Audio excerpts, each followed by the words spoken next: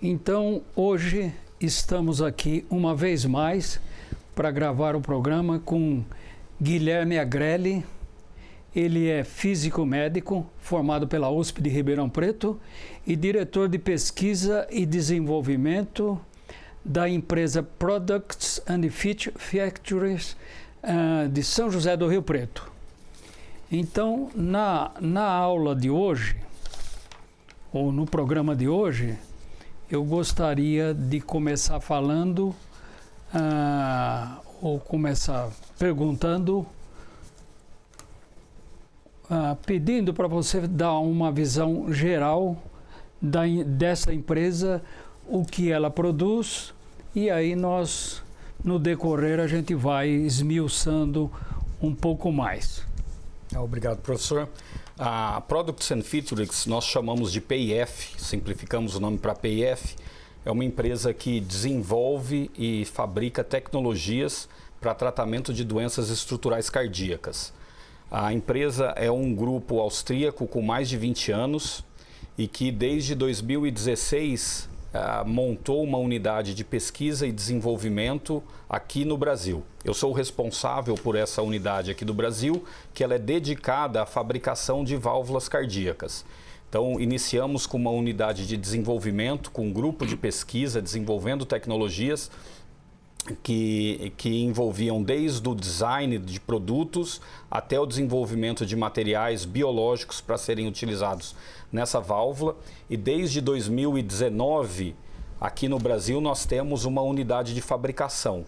Então, iniciamos com pesquisa e desenvolvimento. A partir de 2019, nós montamos uma fábrica e hoje nós temos uma fábrica que produz válvulas cardíacas que estão sendo exportadas e a partir de março de 2023 sendo comercializadas no Brasil também. Muito bem. Então eu gostaria, para dar seguimento, esses produtos desenvolvidos pela empresa PIF, eles representam um avanço no tratamento cardiovascular. Então eu gostaria que você desse também um primeiro aspecto sobre esses avanços e, em seguida, sobre os novos tratamentos que são empregados utilizando esses materiais. Os dispositivos que nós fabricamos, eles são direcionados para uma classe de doenças cardíacas que são doenças estruturais, relacionadas diretamente com as válvulas cardíacas. Então, historicamente, a solução para as doenças das válvulas cardíacas envolvia uma cirurgia de substituição ou de reparo dessas válvulas, mas sempre relacionado com uma cirurgia de grande porte, uma cirurgia envolvendo circulação extracorpórea, parada cardíaca. E no início dos anos 2000, se surgiu o conceito de uma nova terapia, que essas válvulas fossem montadas, em estruturas metálicas, em stents, que é o que nós chamamos de stents, e essas válvulas pudessem ser aplicadas diretamente para a correção das doenças através de um procedimento mais simplificado, que é um cateterismo. Então, essas válvulas sendo montadas em catéteres, elas são levadas até o coração, guiados com imagens de fluoroscopia, com raio-x, guiados por raio-x, e essas válvulas são liberadas sem a necessidade de fazer uma cirurgia cardíaca de grande porte, uma cirurgia complexa. Esses pacientes que são tratados são todos pacientes muito graves, são pacientes que têm uma doença complexa. Essa doença ela envolve não só o coração, ela tem um impacto em todo o organismo, então é uma doença, é uma condição muito complexa desses pacientes, e esse procedimento ele tem que ser simplificado para que ele possa ser levado ao máximo para esses pacientes mais graves. Então, a PIF nós temos como nossa meta de desenvolvimento de produtos, desenvolver dispositivos que eles sejam simples de serem aplicados, mas que que permitam o tratamento dessas doenças complexas. Então, nós sempre dizemos que os dispositivos eles precisam ser simples e seguros. Então, é isso que a gente tem incorporado no nosso dia a dia de pesquisa, desenvolvimento e de fabricação de produtos. Dentro do que nós estamos fazendo recentemente, nós temos uma meta ambiciosa de termos todas as válvulas cardíacas disponíveis para implante por via transcatéter. Então, nós temos válvulas tricúspide, válvula pulmonar, válvula mitral e válvula aórtica em dispositivos transcatéteres implantadas por catéteres para o tratamento desses pacientes. Quer dizer, nós poderíamos dizer que isso representa novos tratamentos, um avanço e tratamentos de pessoas que provavelmente não resistiriam cirurgias. Exatamente. O perfil do paciente, e isso é um perfil do início das nossas novas tecnologias. Então, a maneira como a medicina é incorporada, a bioengenharia, os novos dispositivos são incorporados, segue sempre esse perfil. Então, inicialmente, isso é levado para pacientes que têm um alto risco ou pacientes que hoje não têm uma terapia disponível.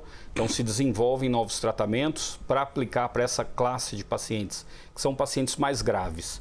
E com a evolução, com novos resultados, com o acompanhamento dos resultados, a confirmação da eficácia do dispositivo, a confirmação da segurança do dispositivo, essas terapias elas vão avançando e tratando pacientes com um grau menor de complicação, são pacientes menos graves, até que chega um momento que essa terapia nova, ela passa a ser o padrão. E a gente sempre encontra esse padrão que se repete na incorporação de novas tecnologias. Hoje a gente já tem como uma tecnologia já bem incorporada o tratamento transcatéter da válvula aórtica. Isso, inclusive, foi recentemente incorporado pelo SUS. É uma terapia que iniciou-se em 2002, o primeiro implante registrado de uma válvula aórtica transcatéter é de 2002. Então, nós temos aproximadamente 20 anos de evolução. Então, a gente tem 20 anos, a gente tem a quarta ou quinta geração de dispositivos. Então, continuamente a indústria investe junto com os médicos, esses grupos de pesquisa, estudando o comportamento desses dispositivos, resolvendo os problemas, melhorando a performance dos dispositivos, e hoje já é um tratamento padrão incorporado pela medicina.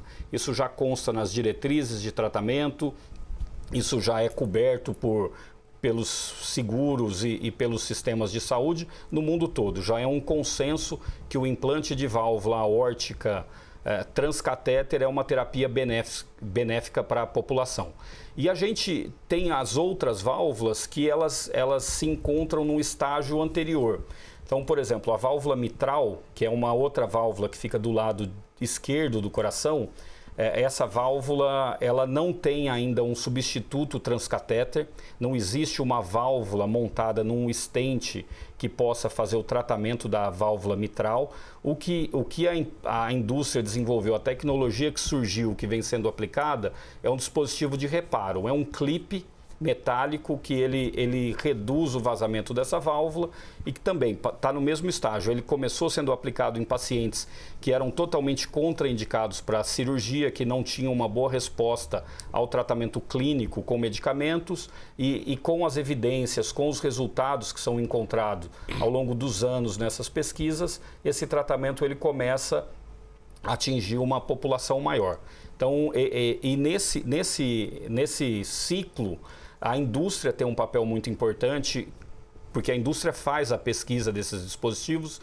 Então, a indústria, acompanhando os resultados clínicos de uso do dispositivo, ela faz o aperfeiçoamento do dispositivo, ela vai investindo para que essas pesquisas apontem os limites de indicação de uso, apontem a população que vai ter um benefício maior, juntamente com grupos de pesquisas, hospitais e clínicas e centros de pesquisas, eles se debruçam sobre todos esses dados são compartilhados com a comunidade acadêmica para avaliação, para revisão e continuamente fazendo a revisão das indicações e apontando onde esse dispositivo ele precisa ser aperfeiçoado, quais os limites de uso, se esses tratamentos precisam ser associados com outros tratamentos, que isso a gente encontrou recentemente dentro dessa história da TAV, que os pacientes, TAV é o tratamento transcatéter da válvula aórtica,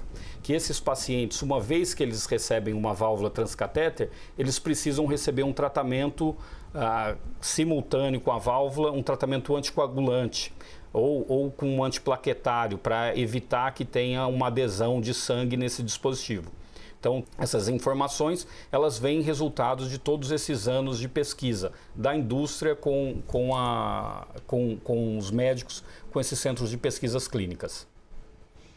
O compartilhamento de informações é tanto com a universidade, com pessoas da área de pesquisa nacionais e internacionais? Se for, eu gostaria que você descrevesse brevemente essa interação, essas interações. Eu posso contar um pouco do exemplo da PIF, como a pesquisa clínica está associado dentro da PIF. Então, nós temos dentro da empresa um grupo de pesquisa clínica que são profissionais com uma especialização para condução e para o acompanhamento dessas pesquisas clínicas. Então, tem o pessoal que sabe desenhar um estudo clínico de acordo com os objetivos, com os objetivos que a gente tem. Então, a gente precisa comprovar a eficácia de um dispositivo. Então, a gente precisa descrever essa eficácia em termos de parâmetros que possam ser medidos. Então, tem um grupo de pesquisa clínica que monta esse estudo, e isso precisa ser feito em colaboração com centros de pesquisa. Então, alguns médicos, hospitais, universidades, e aí depende muito da pesquisa e do pesquisador, da interação que tem. Normalmente esses hospitais estão relacionados com a universidade, porque esses hospitais eles já fazem pesquisa clínica, eles já têm uma estrutura para controle dessas pesquisas clínicas. Então, a indústria monta o estudo, discute junto com esses profissionais se os estudos estão adequados para a gente comprovar o que é o objetivo do estudo. Isso envolve estatística para determinar se os números de pacientes são adequados. Então, uma vez mapeado e feito o desenho do estudo, a execução do estudo é realizada nesses hospitais que fazem já pesquisa clínica. Então, são hospitais que já têm, historicamente, pesquisas clínicas sendo aplicadas e desenvolvidas dentro desses hospitais. E isso exige, isso é importante que o hospital tenha prática e tenha já alguma experiência com a condução dessas pesquisas, porque é preciso acompanhar esses pacientes com muita proximidade. Então, tem um controle do momento do uso dessa tecnologia. Então, faz a indicação do paciente, se faz um estudo prévio do paciente, vê se o paciente ele tem a correta indicação. No caso das válvulas, além da parte clínica do paciente, é preciso que se faça uma avaliação da anatomia do paciente. Então, essas válvulas, elas vão ser ancoradas dentro de vasos ou dentro do coração. Então, a anatomia tem que ser adequada para que a gente possa colocar essas válvulas. Então, essa avaliação é feita pelos pesquisadores e pelo grupo da empresa. A gente seleciona os pacientes. Esses pacientes são tratados também com controle, com o acompanhamento do histórico, desde o momento do implante, se tem alguma complicação, se tem algum tipo de efeito adverso, e depois esse paciente é acompanhado normalmente por 5 anos. Então, essas pesquisas de dispositivos, ela tem uma duração média de 5 anos.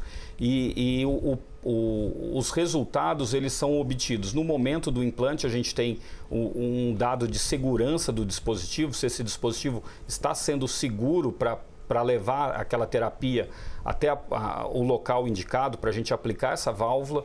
Depois, em 30 dias, a gente verifica se essa válvula está funcionando, se esse paciente tem uma melhoria clínica, se ele tem benefícios.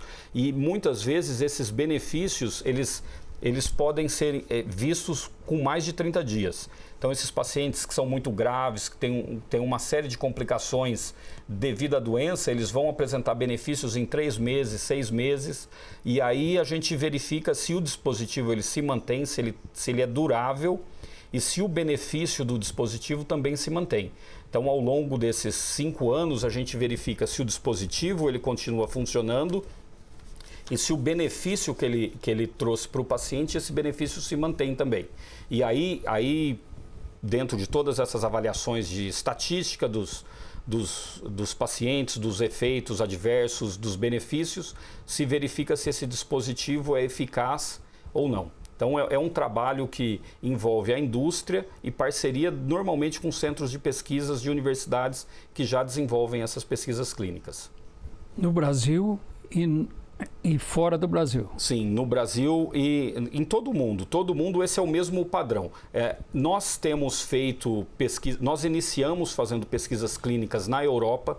Então, os nossos primeiros produtos foram certificados com resultados clínicos da Europa, que foram realizados em centros europeus, esses estudos. E agora nós estamos deslocando o centro de pesquisas clínicas da empresa para o Brasil. Então, a partir de 2023, nós teremos parcerias, nós já temos algumas parcerias, teremos parcerias com mais grupos de pesquisas clínicas no Brasil, para que esses desenvolvimentos e as pesquisas clínicas, elas sejam realizadas no Brasil e na América do Sul. Então, o nosso objetivo, como a gente trouxe todo o desenvolvimento de produtos, a fabricação dos produtos para o Brasil, o movimento seguinte da empresa é que essa pesquisa clínica ela se desloque para cá também, com parcerias internacionais, mas o início dessas pesquisas, os pesquisadores principais, os principais centros de pesquisas, eles sejam mantidos aqui no Brasil. Muito bem.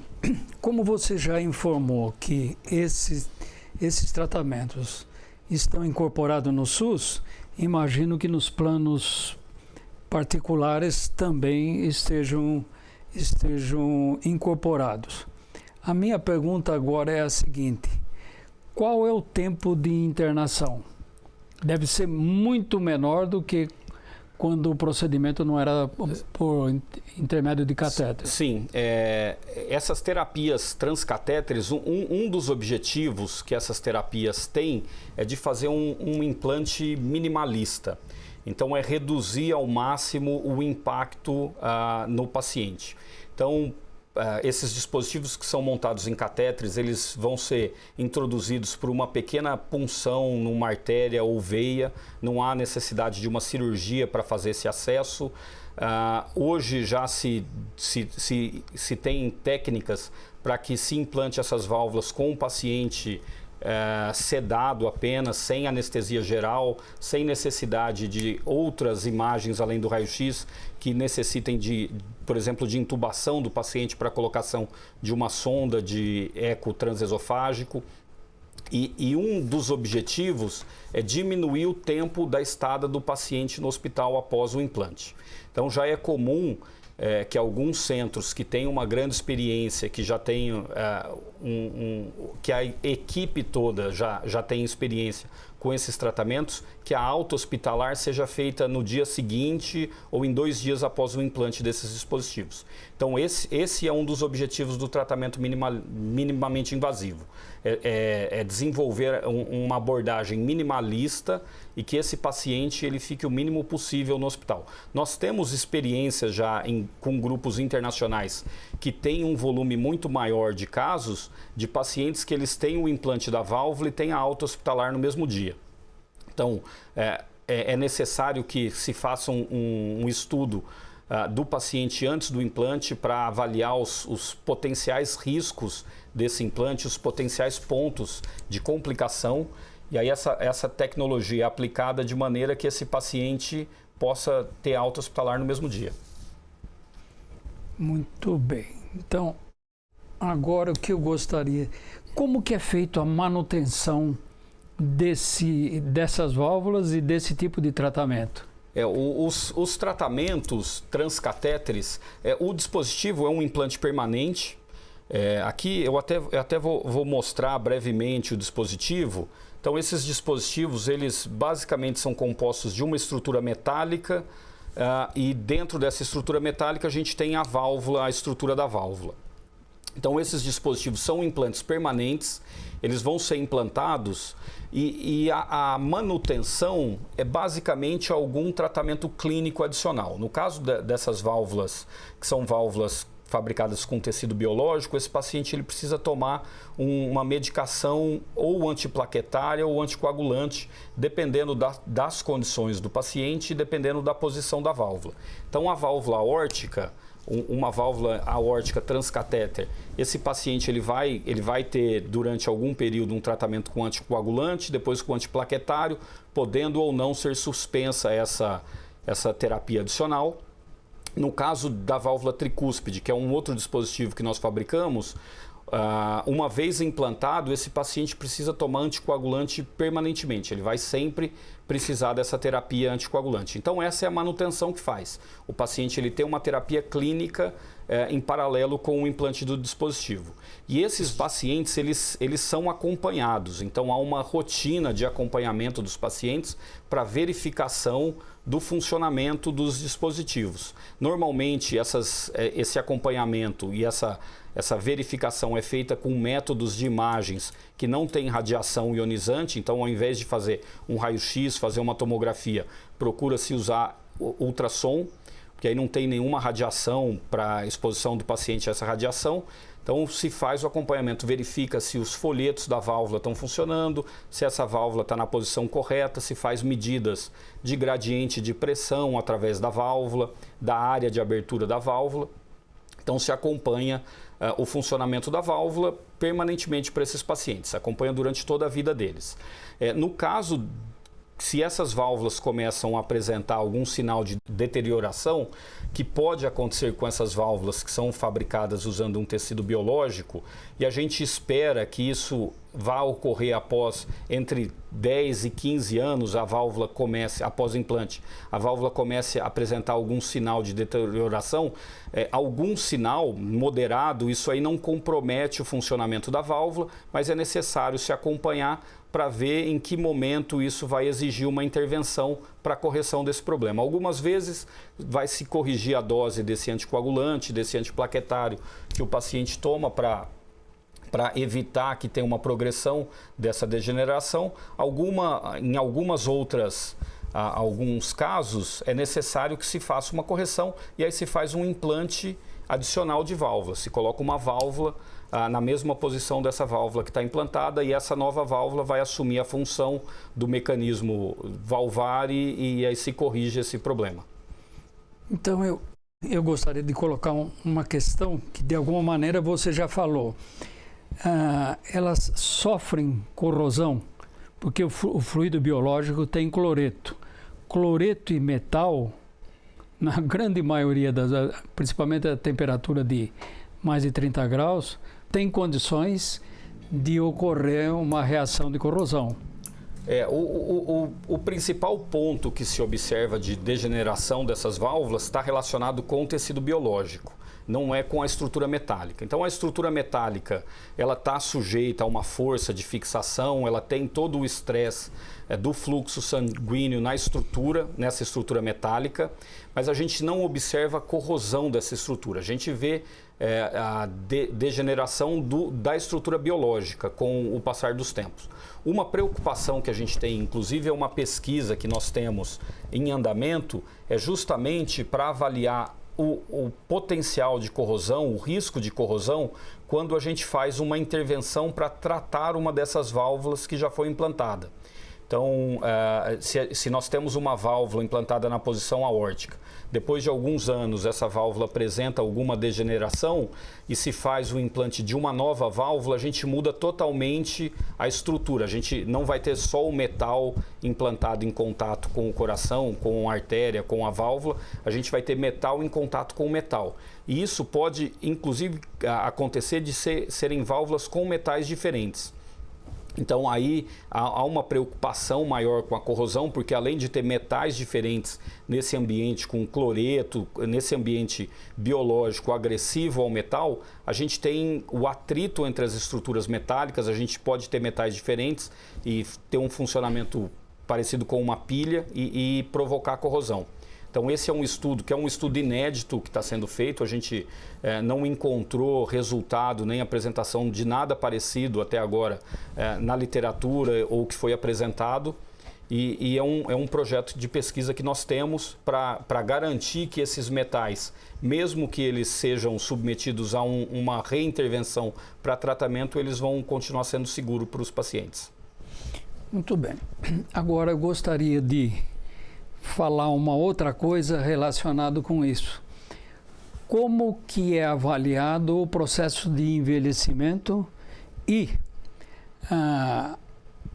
imagino eu que a grande maioria dos pacientes sejam já considerados idosos quando comparado com pacientes jovens. As doenças valvares, de uma maneira geral, elas estão relacionadas com o envelhecimento da população. As válvulas nativas, elas sofrem um processo de degeneração natural, então, então é normal que a população mais idosa ela tenha uma prevalência maior dessas doenças valvares. E nós, nos últimos anos, a humanidade vem envelhecendo. De uma maneira geral, as condições, acesso a tratamento de saúde, os medicamentos, e isso, melhor alimentação da população, isso permite que a população envelheça, que a população viva mais. Então é esperado e é encontrado, isso já é encontrado, que a população mais idosa ela tem uma prevalência maior dessas doenças. Então é por isso que inicialmente esses tratamentos eles são dirigidos para essa população mais idosa que é mais frágil, porque é uma população que além dessas doenças valvares, elas vão ter outras doenças associadas. Então, por conta da idade dessas doenças associadas, é uma população mais frágil e que a cirurgia convencional apresentaria um risco adicional no tratamento. Então, inicialmente é a população alvo dessas terapias, mas com o avanço, com o histórico, com a comprovação de segurança dessas terapias, começa sendo aplicada a ser aplicada a populações mais jovens.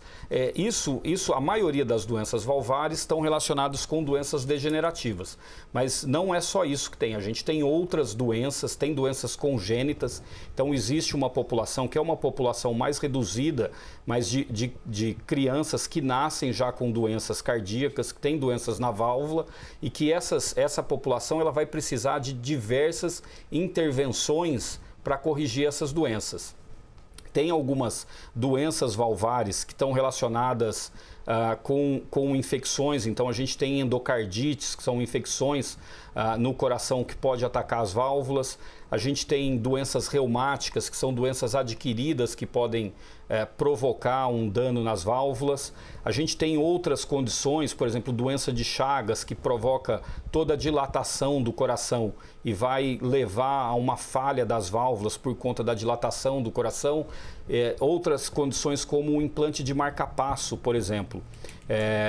O marca-passo ele é implantado dentro do coração, o eletrodo passa por uma das válvulas do coração e esse eletrodo ele pode danificar a válvula. Então não tem uma doença cardíaca associada, mas essa válvula pode apresentar uma falha. E aí isso acontece numa população mais jovem. Então a gente tem algumas doenças que acometem mais a população idosa, que está relacionado com são doenças degenerativas, e a gente tem essas outras doenças que podem ser congênitas ou adquiridas, ou infecção, algum outro tipo de intervenção que pode provocar uma falha nas válvulas. Agora, eu gostaria de mudar um pouquinho o rumo e se você poderia explanar um pouco a relação da pandemia do coronavírus com as doenças cardiovasculares e da necessidade ou não de maiores intervenções. esse a questão do impacto da pandemia nas doenças cardiovasculares é um tema que ainda há muita discussão sobre isso, o impacto na saúde da população, se a infecção pelo vírus tem um impacto direto na doença cardiovascular. Isso ainda há muita discussão sobre esse assunto, mas um ponto importante que a gente viu, que durante esse período que houve quarentena, que houve isolamento da população, que o sistema de saúde como um todo ele ficou sobrecarregado por conta das infecções, houve um atraso muito grande ou uma falha no tratamento das doenças cardíacas. Então, desde o paciente que já tinha alguma doença, que ele fazia um tratamento e que esse tratamento sofreu um impacto, ou ele foi interrompido, ou alguma manutenção nesse tratamento sofreu impacto, ou o paciente que teve sintomas de doença e não procurou ajuda. Então, essa condição, isso tem um impacto grande, porque essa doença, quando ela foi tratada, ela já estava num momento mais grave.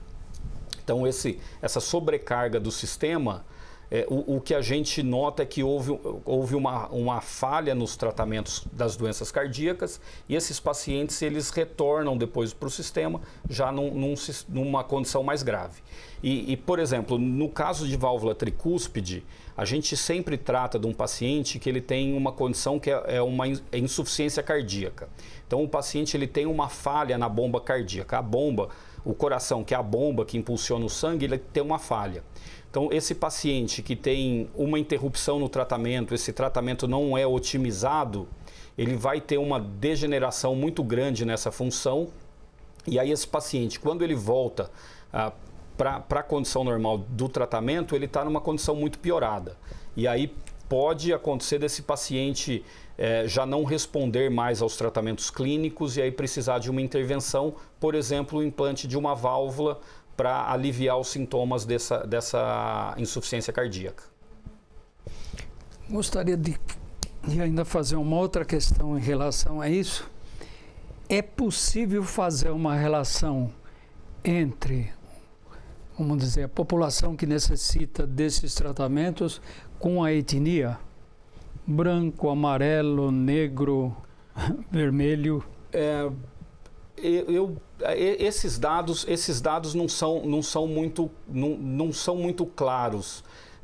Assim, a gente nota, a gente que participa da condução de estudos clínicos, que nós vemos como esses estudos são executados, nós vemos que há uma prevalência maior, por exemplo, da população branca nos estudos.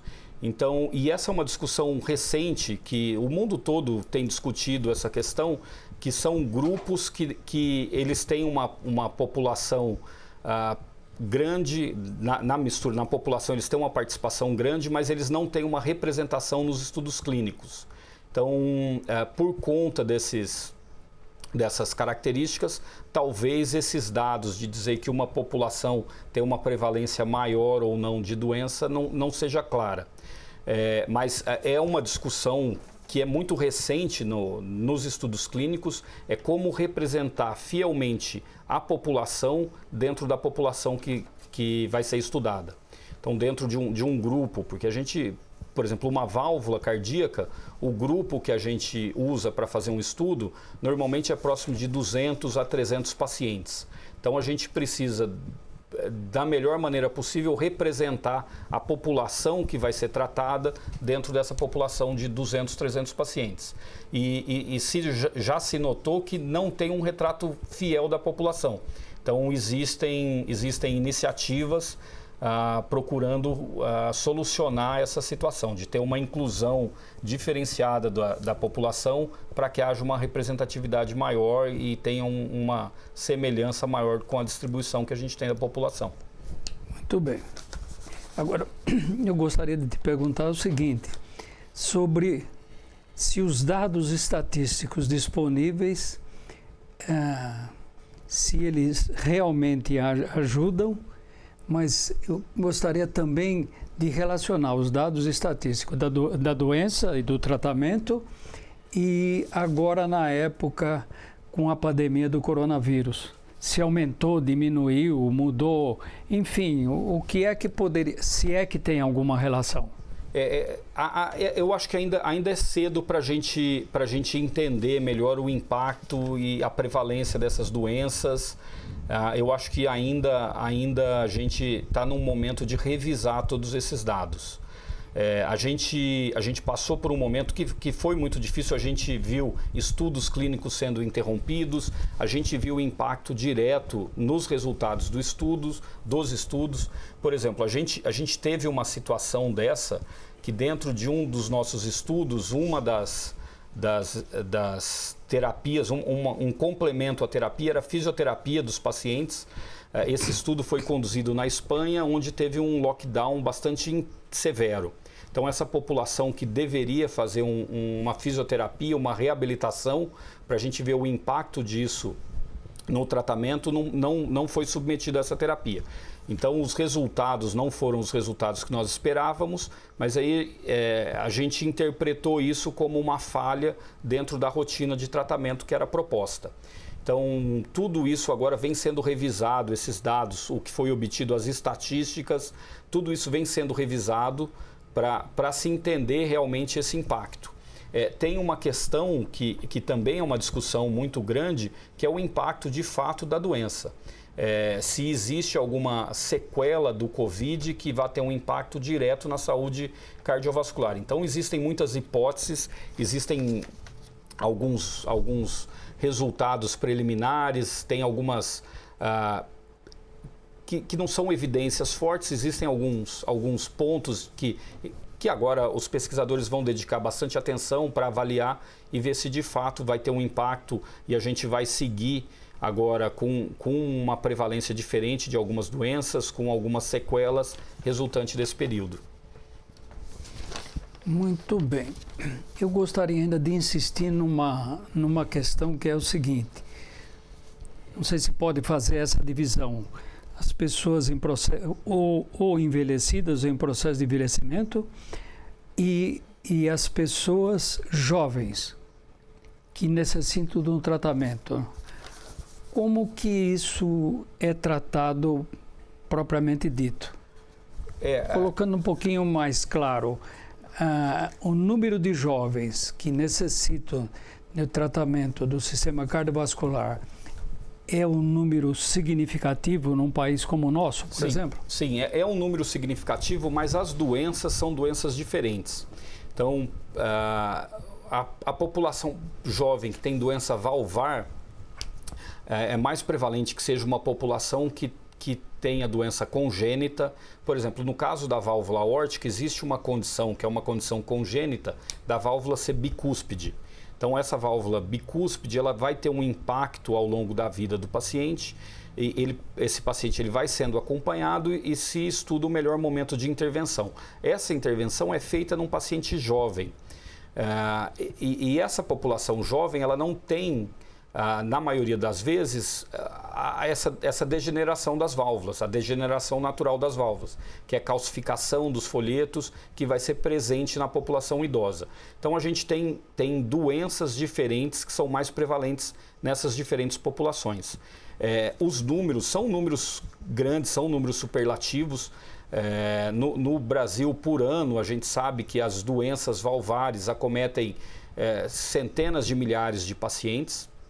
A maior parte desses pacientes, hoje, eles são tratados pelo sistema público de saúde, é o SUS que atende a maior parte dos pacientes. Quando a gente olha o número de cirurgias cardíacas que são realizados pelo SUS, são números impressionantes. É quem faz o maior número de tratamentos das válvulas cardíacas hoje, é o SUS. E é um sistema que agora está incorporando essas novas tecnologias.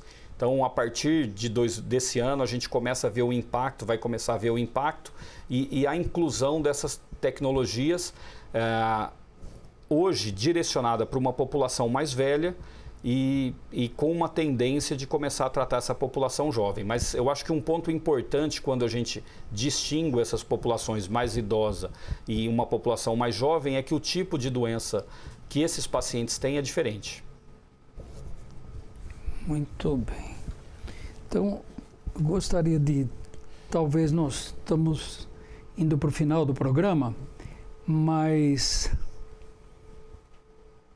os investimentos públicos e privados, agora eu estou pensando no Brasil, dá para distinguir, são significativos? A ordem de grandeza, talvez. É assim, um produto implantável, como uma válvula cardíaca, necessita de um investimento muito grande. Então, quando a gente inicia o desenvolvimento de um produto, a gente sabe que o tempo é longo, não é um desenvolvimento rápido.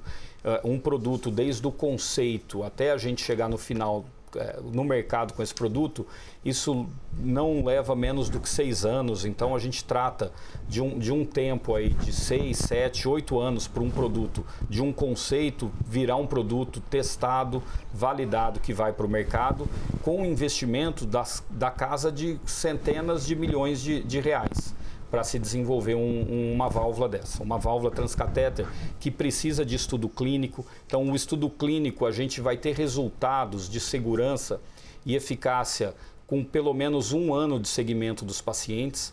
Então, a gente desenvolve o produto, a gente verifica o conceito, faz testes em bancadas, com muitas vezes parcerias com universidades, mas o investimento público que tem é sempre muito menor do que o investimento privado que está sendo feito nesse projeto. Então, isso é feito uma avaliação do conceito em bancada, se faz uns primeiros protótipos desse dispositivo, valida o protótipo, e isso vai para testes de durabilidade. Um produto desse, ele precisa atingir pelo menos 15 anos de durabilidade simulada. Então, as válvulas são colocadas em simuladores de alta velocidade. Em 1 ano, a gente simula 15 a 20 anos de vida útil desse produto. Então, se verifica a vida desse produto em bancada, se faz simulações de condições críticas para esse produto, se faz implantes em animais. Os animais também, eles precisam ser acompanhados por no mínimo 6 meses. Então, a gente soma todos esses tempos, a gente tem aproximadamente 2 anos, 2 anos e meio de testes em bancadas, para que esse produto ele esteja pronto para iniciar o estudo clínico. Depois, o estudo clínico, ele tem várias etapas. A gente tem uma etapa que é uma etapa inicial que a gente chama de First in Man, que é um estudo muito controlado com um número pequeno de pacientes, para a gente verificar se esse produto é seguro nessas condições, se ele pode ser levado para um estudo mais amplo. E aí depois se faz um estudo de verificação do produto, e aí já com números maiores, que são mais de 100 de pacientes. Hoje a gente tem tratado com números entre 200 e 300 pacientes para fazer um estudo. Então a gente precisa implantar essas válvulas em todos esses pacientes e depois acompanhar por pelo menos 1 ano esses pacientes. E aí esses dados são compilados, são apresentados para as agências regulatórias, que vão avaliar e vão decidir se esse produto ele é um produto que ele é seguro, eficaz. Se a gente conseguiu demonstrar segurança, eficácia, é um produto que pode ser comercializado, ou se novos estudos, novos dados precisam complementar essa submissão para que esse produto possa ser apresentado novamente para a agência e finalmente ir para o mercado. Então é um processo bastante complexo. Então são equipes grandes. As indústrias precisam de um grande investimento e investimentos de longo prazo, para que esse produto, desde o conceito até o final, ele atenda todos os requisitos regulatórios e possa ser comercializado. Então, a gente trata da ordem de grandeza aí de centenas de milhões de reais para esses estudos, isso para um novo dispositivo. Então, sempre consome muito tempo e muito recurso para colocar esses dispositivos no mercado. E isso tem um impacto direto, a gente sabe que tem um impacto direto no preço final do produto. Então, quando a gente vê esse produto sendo incorporado, vê as agências de seguro, as seguradoras pagando por esses dispositivos com preços elevados, é preciso entender que a cadeia de desenvolvimento desse produto, ela consome muito recurso. Ela leva muito tempo para desenvolver um produto e com muito recurso sendo consumido nesse processo todo. Há uma diferença da incidência da doença com o sexo? Ou isso não é detectado? Há algumas diferenças. Eu não sei exatamente para cada uma das doenças a prevalência que tem, mas é interessante essa questão. Quando a gente avalia os estudos, a gente vê muitas vezes que há uma tendência maior de uma participação feminina maior nos estudos. Tem mais mulheres sendo tratadas, talvez porque elas tenham a sobrevivência maior. Então, como as mulheres, na média, elas têm uma sobrevivência maior, elas vão ter uma incidência maior dessa doença nesse adicional de anos que elas têm. Elas têm uma sobrevivência maior na população. Porque também cuidam mais da saúde. Eu não sei, possivelmente sim, provavelmente sim, mas isso tem um impacto nesse estágio, nessa parte final da vida, onde tem uma incidência maior dessas doenças valvares. Então, aí, como a gente tem uma população feminina mais idosa, a gente vai ter uma incidência maior nessa população. E quando a gente compara o número de homens e o número de mulheres sendo tratados com idades mais avançadas, a gente vê que são mais mulheres sendo tratadas. O que é que você gostaria de falar que não foi perguntado? Quais as tendências?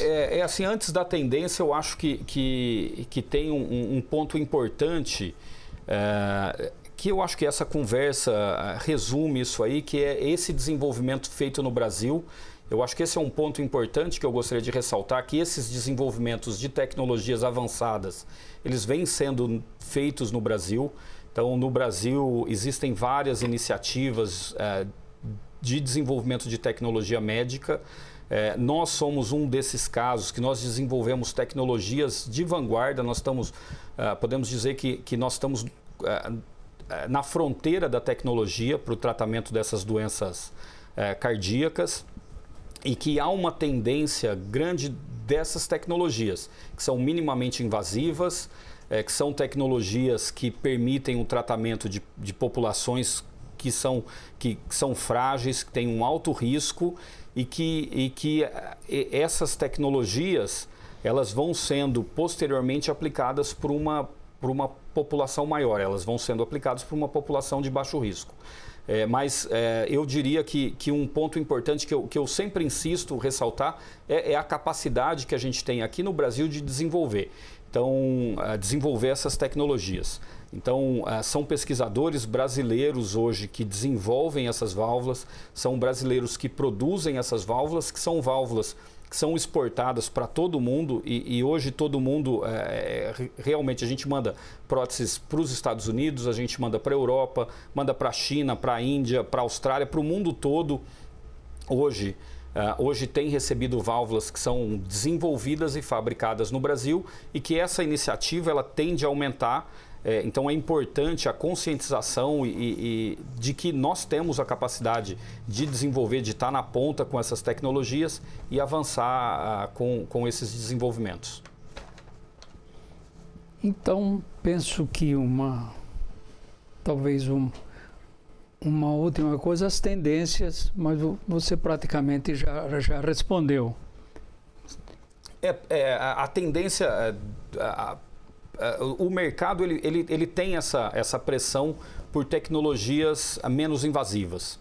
Então, isso não é só no tratamento das doenças cardíacas, das válvulas cardíacas. A gente acompanhou essa tendência para tratamento de doenças vasculares, com uso de stents, com uso de próteses vasculares. Nós acompanhamos essas tendências para a área de oncologia, com tratamentos menos invasivos e mais dirigidos. Então, é uma tendência da medicina. E do ponto de vista da indústria, da empresa, há uma pressão para avançar com esses desenvolvimentos. Então, são muitos desenvolvimentos nesse caminho, com estruturas de desenvolvimento cada vez mais globalizadas, trazendo pesquisadores, trazendo médicos.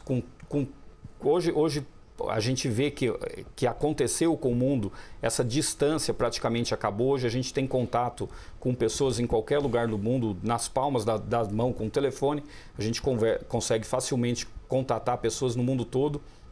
Então há uma tendência grande a essa troca de informação, a gente encontrar as falhas ou os pontos de aperfeiçoamento desses dispositivos e aí cabe a nós desenvolvermos essas tecnologias e levar isso para o usuário final, a gente conseguir transformar toda essa tecnologia num tratamento seguro para a população. Uma última pergunta, tempo de internação. O tempo de internação, isso depende muito do tipo de doença que a gente vai tratar.